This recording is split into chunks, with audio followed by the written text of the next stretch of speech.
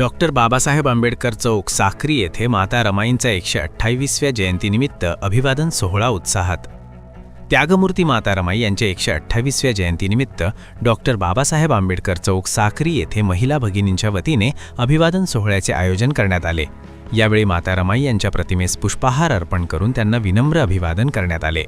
कार्यक्रमाची सुरुवात पाणीपुरवठा सभापती तथा नगरसेवक दीपक वाघ यांच्या हस्ते डॉक्टर बाबासाहेब आंबेडकर यांच्या पुतळ्यास पुष्पहार अर्पण करून झाली। त्यानंतर परिसरातील महिलांनी माता रमाईंना अभिवादन केले।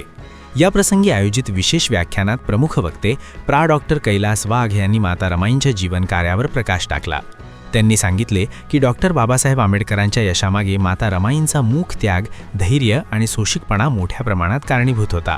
त्यांच्या संयम व त्यागाचा आदर्श युवा पिढीसाठी प्रेरणादायी आहे। कार्यक्रमाचे सूत्रसंचालन राजेंद्र वाघ यांनी केले, तर उपस्थितांचे आभार राजेंद्र सामुंद्रे यांनी मानले।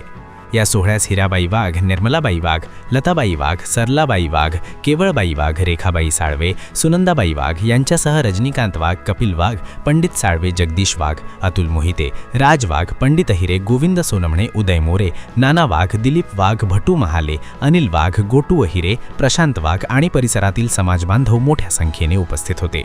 कार्यक्रमाच्या यशस्वीतेसाठी डॉक्टर बाबासाहेब आंबेडकर चौक परिसरातील कार्यकर्त्यांनी विशेष परिश्रम घेतले।